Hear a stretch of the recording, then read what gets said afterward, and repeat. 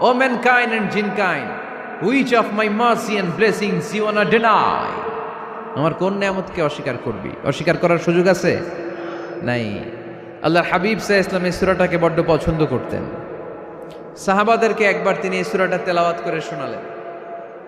সাহাবারা চুপচাপ, ঠিক যেমন এখন আপনারা চুপচাপ। আল্লাহর হাবিব বললেন, ও সাহাবারা, তোমরা তো এই সূরা শুনে চুপ করে বসে আছো, কিন্তু তায়েফের ময়দানে জিনদের কাছে এই সূরাটা আমি তেলাওয়াত করেছিলাম, তারা কিন্তু চুপচাপ বসে থাকে নাই।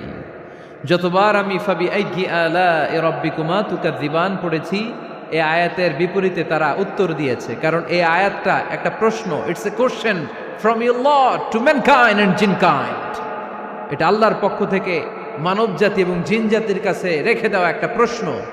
ফাবি আইয়ি আলা'i রাব্বিকুমা তুকাযযিবান, আমার কোন নিয়ামতকে অস্বীকার করবি তুই? আল্লাহর কোন নিয়ামত